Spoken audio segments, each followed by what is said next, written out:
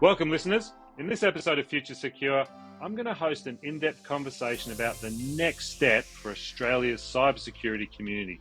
With AusCyber concluding its body of work, a new leader has emerged to carry the torch forward, the Australian Cyber Network. Launching in October, during Australian Cyber Month, this not-for-profit industry organisation aims to shape and strengthen Australia's cybersecurity ecosystem through advocacy, capability, education, innovation and collaboration. Now, joining me today are two key figures driving the change.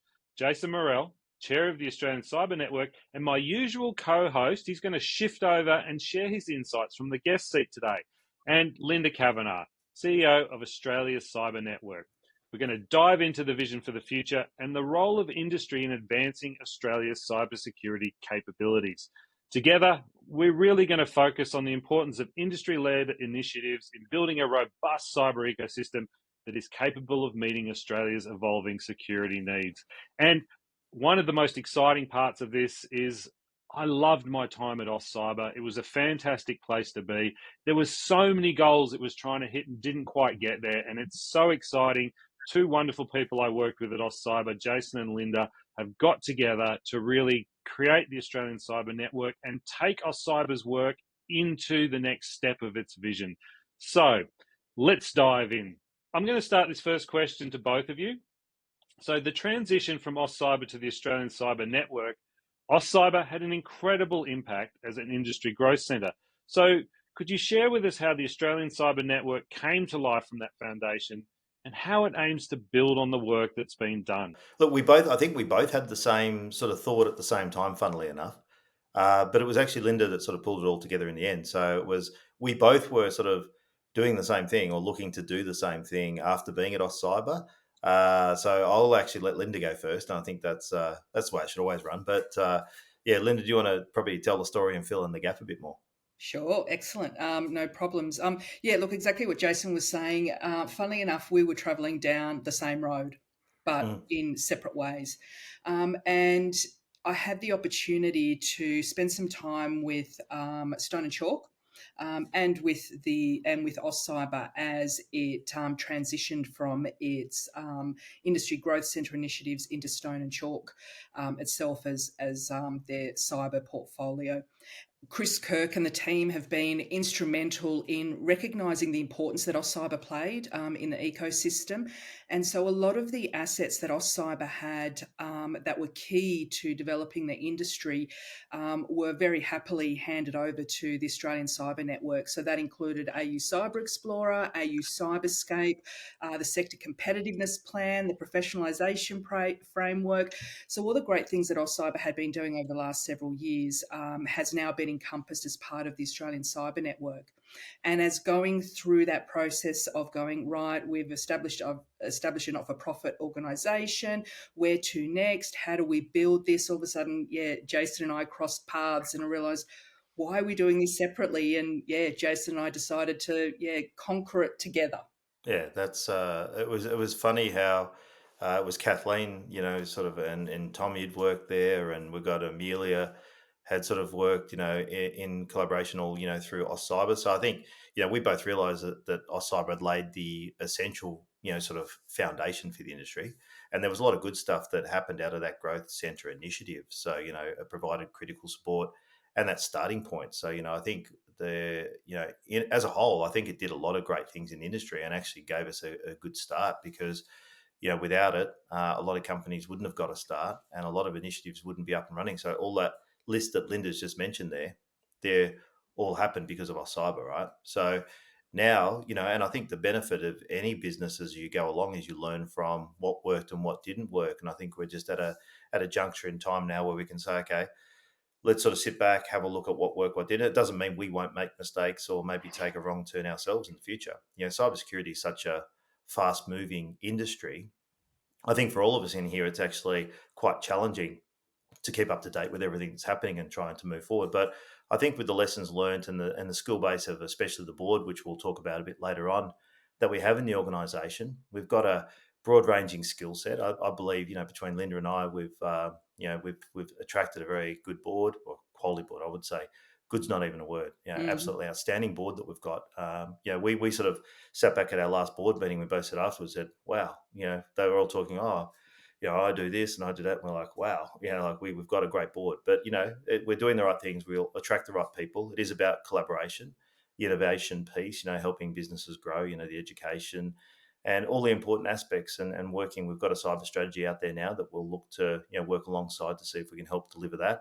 Especially, close to our heart, obviously, is, the citizens of Australia, as it's been referred to in the strategy, and small business, with the small business requiring assistance as well. So they're sort of the pieces of work. So we'll dive in a bit more about that. But yeah, Linda and I are exactly on the same page. And I think since we've come together, everything has just sort of fallen into place. That's when you're doing something good too, is that sometimes you're just going along and everything just seems to happen. Like everything we're doing is just happening, right?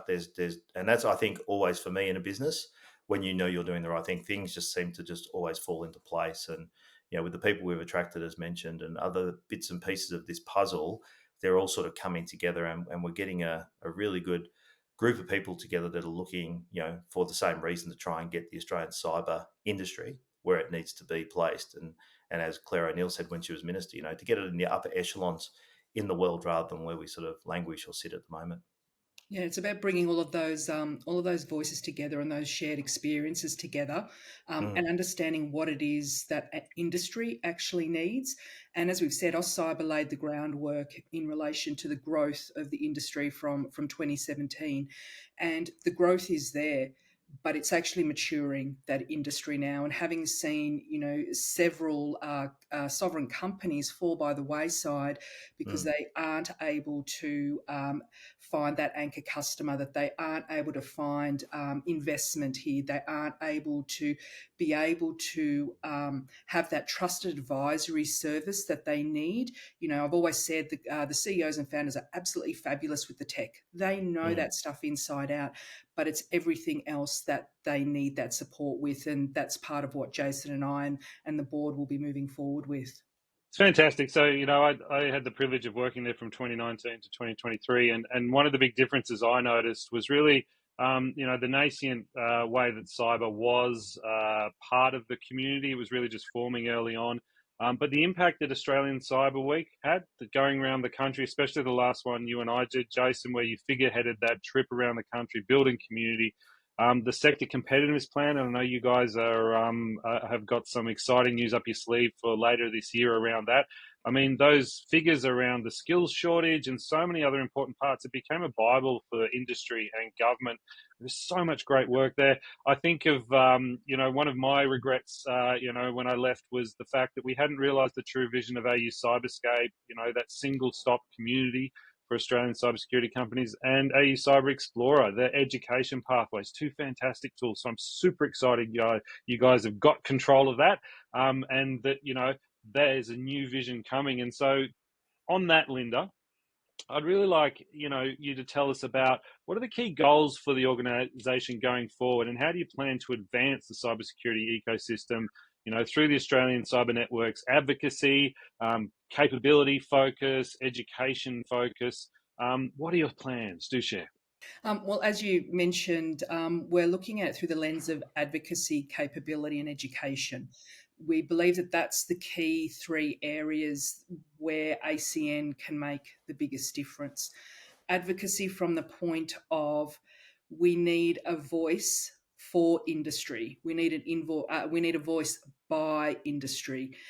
There's a lot of people out there that are talking cybersecurity, a lot of people out there with vested interests, but we don't actually hear from those that actually matter, those that are working in it right now, those that are feeling those challenges and don't actually understand how the cybersecurity strategy is actually going to support them, and how it's actually going to help them uplift their own and the country's cybersecurity capability. So having almost like an industry association, and we're using the tagline by industry for industry, is one of the key aspects where we can, make sure that we highlight what those challenges are, making sure that we can represent not just nationally but internationally and grow those relationships and grow those customer base for our companies.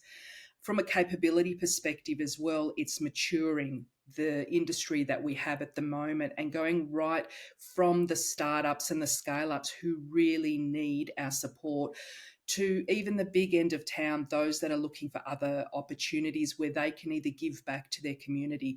We've got a lot of fabulous companies that have been supported by AusCyber through government funding, and a lot of them are actually asking, how do we give back? How do we continue to support those that are starting up and learn from our lessons learned?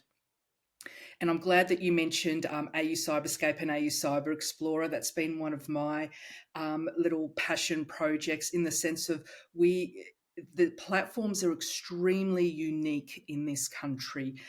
We can go anywhere online to find the exact same sort of information globally, but it needed a little bit of love. And we want to make sure that we are that single point or single source of truth when it comes to what does our industry look like? Where do our capabilities sit?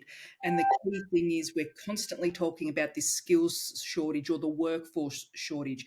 What does that actually mean? Yes, the SDP has highlighted 85,000 roles are needed by 2030, but under what conditions, under what breakdown of roles and responsibilities with that? So there's going to be a hell of a lot of work done in the background that can support government policies and their strategies, but can also inform a lot of the recruitment that's required as well.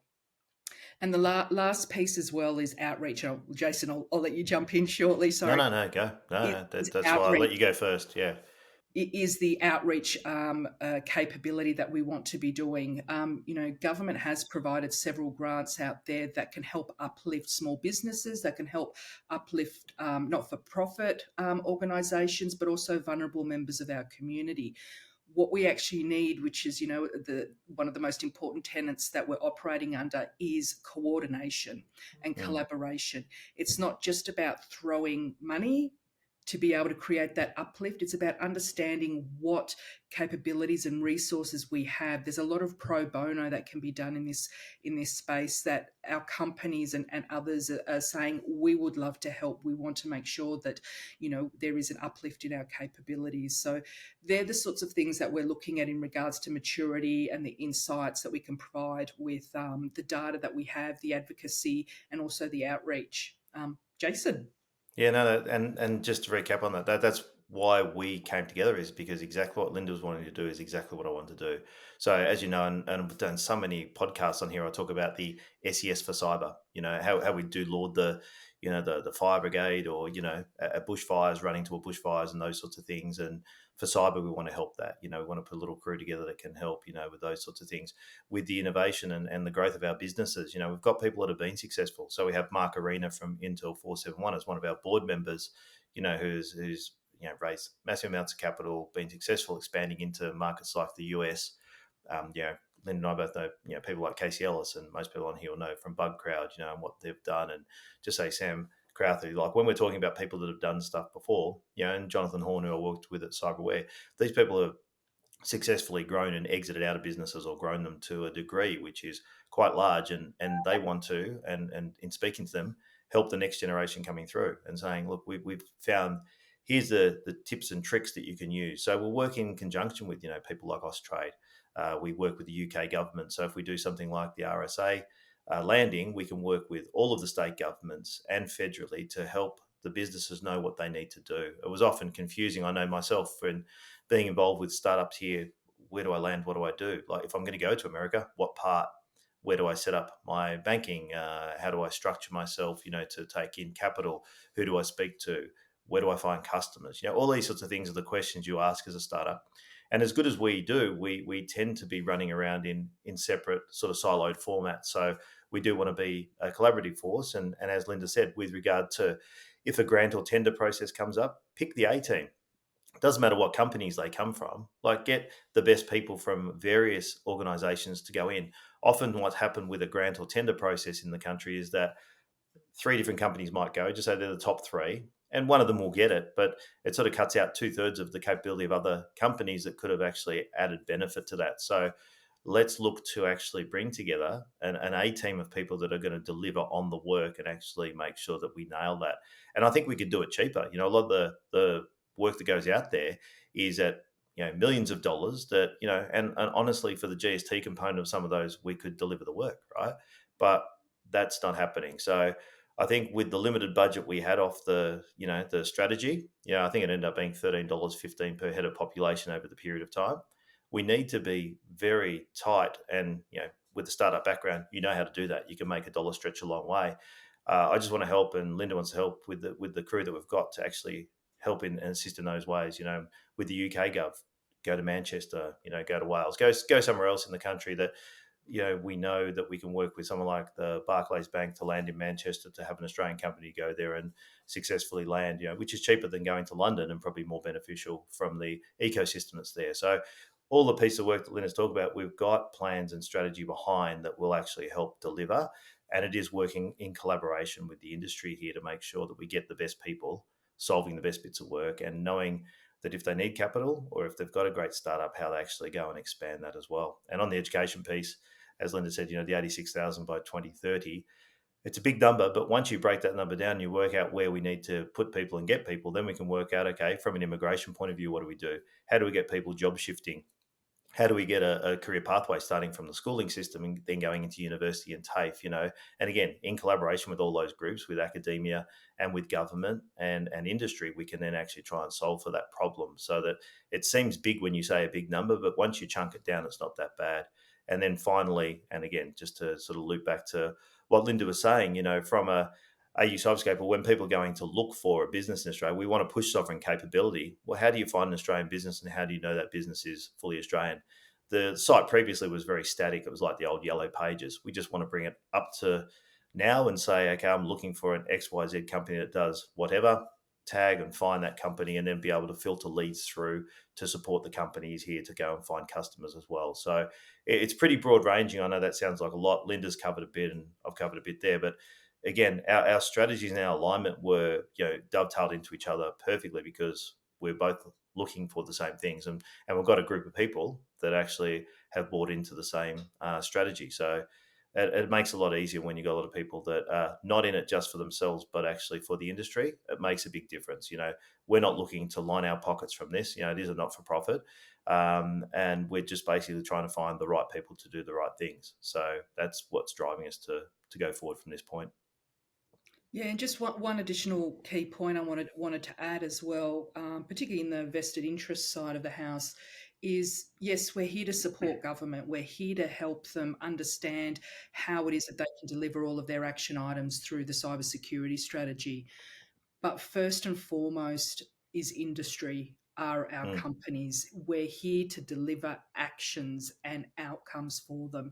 Not just here's some awareness, or here's a marketing opportunity. It's actually tangible results where we'll provide pathways for our startups and scale-ups to actually achieve success.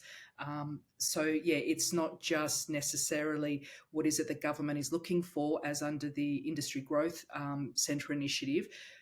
This is non-government funded, and this is about allowing us to be independent and provide those results needed to grow our industry. I think one of the most exciting things when I look at this is really around the strategy, or as I love to talk about, that destination postcard.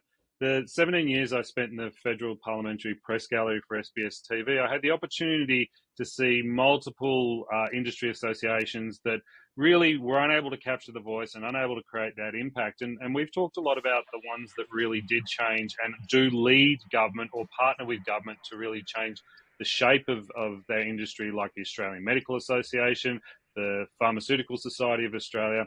And I think those learnings that you've managed to draw in here really are captured in that by industry for industry. And I think that's something that's been missing in the cybersecurity world. It's been unable to collect these voices of experience. As you said, Jason, these are people that have runs on the board, so they've learnt the mistakes and they can accelerate other people's journeys to success and accelerate that community building. So how important, first to you, Linda, and then Jason, is this concept of by industry for Australia's cybersecurity community? Because as we know, the government not only can't do it alone, but they don't have all the answers. And so what we see in Australia is that the best experience for the individuals relating to this are where the industry voice is helping guide and to some degree lead government, because Unfortunately, we're heading into an election cycle, and cybersecurity is not in the top 10 industry that focus groups, are finding. And so that's not being dealt with by the government as a top 10 issue. Yet it is something so important, and people's lives are just getting destroyed when it fails. It's a collective voice is a stronger voice, and having people champion, or having a single organization champion what the industry is capable of, what the industry can do, and what it actually needs, can really support state and federal governments in understanding what their policy and what their strategies need to be. But at the same time, it's helping each individual company, each individual member, feel like that they're part of that community, and feel like that they're actually enacting change as well. And it could be just a simple through, something simple through a survey, something simple through, a round table, having 15 minutes, with the minister to talk about the challenges that they're having. They want their voices heard, but not just that, they want it to be taken to the next step. They want to see action. And that's part of developing this voice. Yes, there are plenty of industry associations out there, from ASAR to ACS, to the Tech Council, but there's no one here that is specifically looking after the companies themselves and what is actually needed for them. The industry has been very disjointed and just didn't know where to go or what to do. So, and it's I don't think it's the fault of a lot of industry bodies that they do what they do. Like Linda's part of AWSN. I'm a member of AWSN. We support that industry body. I'm a member of ASA. Member of ACS. A member of these organisations. And quite often, and even with AusCyber previously, it tended to be almost a competition between trying to get people to join or follow an organisation rather than something which was collectively trying to drive things forward. And I understand it, it is a tough market, but the more you spread it and the more you stretch it, the harder it actually is. So if you can actually sort of bring everyone together and try and get people on the same page as best you can, it doesn't mean that you don't have diversity of opinion. That's not the point of it, but it's actually that sometimes the loudest voices, which aren't actually looking after the best interest of the majority, are the ones that are getting heard, and that's actually really impacting the business. I mean, if we looked at it from a business context, now from a cyber point of view, a lot of the big businesses here, big banks, and we talk about the SOC Act and infrastructure and all that sort of stuff. They're usually pretty good. They have teams, they have cyber, sort of covered. But when we look at 97.3% of businesses are 20 people or less, or 99.3 are 200 or less in this business, the small business sector is quite a big backbone of this, right? And who's looking after that segment, right? It's not where the money is if you're a cyber business, and hence why often Australian cyber business has to go offshore. We're 1.3% of the total market for cybersecurity here. So if you're an Australian business, there's only so big a pool that you can get to that you often have to go offshore, right? And often it's bigger companies that don't have Australia's best interest at hand that are actually the ones that are getting listened to. So we want to be a voice for the people who live here, who understand the market here, and who are trying to do the best for what's best for us, both here and abroad, to actually try and look after that. And that's where it needs to come from. So it is collectively and bringing the groups together around a single table that we can actually talk and work together to bring the outcomes that we require. Yeah, you actually had a really good point there, Jason, in regards to, some of the multinational companies, coming into Australia and landing some of the key government contracts. And, it's about not trying to stop that, because there is a place here for them. It's about how do they work with our smaller companies here? How do we bring them on the same ride? A few years ago, Defence or Department of Defence very much had a focus on small business, on sovereign capability, and really drove a lot of opportunities to dealing with small business. So how do we replicate that to get the Microsofts and the AWSs and the Googles to work with the companies that are here and have that local knowledge, already have those relationships, and providing that support from a local base rather than just from an international base?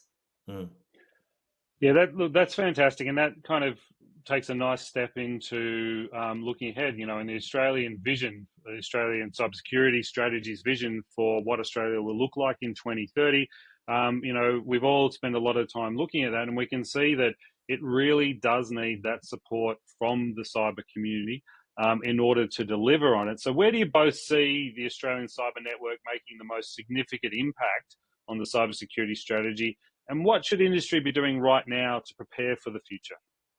I think the strategy was a good starting point, right? Like I think there's a lot of good stuff in there, and especially I was in particularly, the opening part of it actually about citizens and small business and sovereign capability, right? So I know as the horizons change and we move forward, it sort of shifts and as a broader spectrum look outside of the country. But I think we need to go back to foundational stuff here ourselves. So the government did in that first part of the strategy put out that Act Now, Stay Secure. So I think that's a recognition by government that we do need to do a couple of steps back to actually set up the foundation properly to then move forward. And so I think with the work we're doing, and we want to help vulnerable communities and people who have less access to this sort of thing. We spoke in just previous question talking about how the bigger end of town gets looked after, and that's not by fault. It's they've got the highest risk as well. No, let's not fool ourselves. Our infrastructure, our banks. If we get our gas, water, electricity cut off, that has a significant impact, right? We are an island out here as well. So you do anything logistically to Australia that you can actually cut us off from the rest of the world, or there's a lot of things that can happen, right, that could actually put us in quite a difficult situation. So I'm not saying that that's not important, but at the same time, we do need to look after the average Australian, the person who is not that au fait with cybersecurity, and make it less scary and more approachable. So how we help is actually to change that languaging, from a cyber language and this scary technical thing into actually this is what it's like for everyday people, and this is what it relates to something else in life. And we've used the car analogy regularly, with the campaign with Act Now, Stay Secure. The seatbelts being passwords, the airbags, multi-factor authentication, and servicing the vehicle as updates when available. If we start to change the vernacular around cybersecurity and start to show that there are instances and examples that we can use that actually show that this is what it's like and how it's more approachable, that's part one of it, right? And then we build from there. So we build that in, so with our businesses they're more secure. Our people at home, when they're doing shopping online or doing anything in their day-to-day lives, they're protected. They're not clicking on links that SMSs come through or in emails, and they're just a little bit more aware, right? We still need to build the protection mechanisms in place to make that better and safer for them. And Linda mentioned the groups that are really trying to look at doing that. Microsoft and Google and AWS, they're all looking at ways that they can stop a lot of phishing emails, or and Telstra looking at things with regard to stuff coming through. They're all looking at these sorts of things, how they sort of solve these problems. But the fact of the matter is that unless it's a collective effort and we're trying to attack this from multiple points, we're not going to solve for it. It's not just one piece of the puzzle fixes it, right? Something that really struck me and resonated in a post I put up on our Murphin Group page was, this realization that my family and friends don't wake up every day, being cyber experts. For the people that are cyber experts, we do have a kind of altruistic motivation to help everyone and to close these gaps.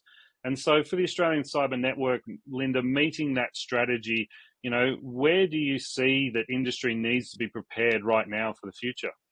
Very simple answer. Come and join at ACN. The more companies that we have supporting an industry association, the more that we can do. As a collective, we have stronger voices, and we're able to do a lot more out there, from outreach programs to, helping shape government's policy and strategies, but also being able to support the work that's being done by Microsoft and all of the other international companies. Having an industry association that is actually driven by its members is actually part of the success. There's Jason and I aren't doing this because we feel that we need to be at the forefront of all of this. We're just here in the beginning to be able to coordinate and bring the right people together. And watch it grow from there. There's a lot of us out there in cyber that do a lot of volunteer work and are looking for more opportunities to be able to not only support what the government is doing, but support, as we were mentioning, the not-for-profits, the small businesses as such. And having that opportunity, or being part of the opportunity that ACN is bringing, it just makes us a lot stronger, and being able to champion what the industry actually needs. Yeah, and to that also is going back to even the schooling system. So it's getting all the way back. So I think often the focus has been at business and at people in the workforce and at that level, and often what we're trying to do is unlearn bad habits. So one of the things we will be pushing is obviously going back as far down the train as possible to say, as a kid, and we bang on about this all the time on here, Tommy, like with our podcast, is, brush your teeth as a kid, put a seatbelt on when you get in the car, password managers, MFA, updates from available. I mean, they're getting device in their hand early. And even the teachers don't know what to do with the basics of cybersecurity. So we've got to go back to that part there and teach the good habits early that become part of it, right? So as we said earlier, there's a few areas where we need to go a couple of steps back to move forward, and fixating on the right area. So we're looking from nose to tail with regard to this. It's not something where we're just, and I think the focus has been, rightly or wrongly, but we talk about businesses being an attack point, but the average person on the street, if they lose the money that we're talking about that some businesses lose, and we hear about all the time, romance scams, and people getting phone calls from Microsoft, to basically go and log onto their computers and end up draining out their bank accounts and all these sorts of things. The everyday person is actually getting affected by this, and we're not hearing about it that much, right? There might be the odd story here or there, but this is where the learnings need to happen. If you've got someone who's started in school and learned the basics of cybersecurity going into the workforce, you don't need to reteach them or unlearn bad habits. They already know it, right? So we need to just go back to there. This will also open up, obviously, opportunities for people to come into the workforce. If they're getting to experience cybersecurity or the elements of that as they're in the schooling system, and we can get then to year 10 and people say, well, what would you like to do as a career? Mary or John, it's like, oh, well, actually, I'd like to go and do something with computers or something like that. And then, previously it might be, oh, well, you could be an accountant, you could be a lawyer or something like that. Now they can say, actually, you could be a governance, risk and compliance, sort of person. Your skill set and the things you're interested in actually point toward that as being a really good career for you, right? So we can actually start to move the needle on there, and that solves other problems. We've got safer, more secure people, and also we're creating, sort of career opportunities for people as well. So that's how we're looking at it. It's a whole of strategy from nose to tail that basically looks after the stream all the way through and creates an opportunity, because we're getting the glut or the shortage because we're not creating these little minions of people that are ready to get into cybersecurity. And then they're getting into the schooling system and going, hey, look, I might actually do a university or TAFE course, not because I really give a shit, but it looks like a place where I could make some money. But we want the people who are really passionate about getting in there and actually doing some good, and finding people from other careers that can switch over as well. So, that's where the opportunity really is. And that's the thing, we don't have all the answers. We have ideas, we have our experiences, and we have the anecdotal evidence from a whole host of research and publications. But this is where we need everyone to be join us on this journey, so that we can actually have a collective view on the best approach to be able to address some of the challenges that we have, and to be able to provide support. And look, I think this is a really, really interesting, the toothbrushing analogy. So, in the 50s and 60s, it became something that our parents drove us to, because the consequence was, by the time you got into your 20s and 30s, you're losing teeth. The dental cost was absolutely out of control, right? And that became a habit. But we haven't kind of got that backlog. We can't teach people use a password manager, basically use 2FA, make sure your software's updated, restart your iPhone or your smartphone a couple of times a week. This should be basic kind of stuff. So it's a real challenge. It's super exciting that you guys are doing this. So you gave me a peek behind the curtain a couple of weeks ago, and I know there's 2 key events coming up, one in October and one in December.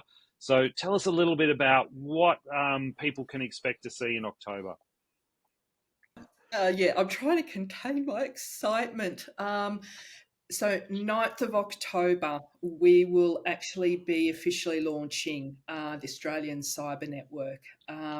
We have a very special guest who will be supporting us, which is the Special Envoy for Cybersecurity and Digital Resilience, Andrew Charlton, MP, will be joining us. So that will be our first official outing, so to speak, with our foundation members and our board members as well. So from that point on, you'll be able to search the website, look at our LinkedIn page. There'll be a lot more information as to how we can support you and how you can actually join the mission.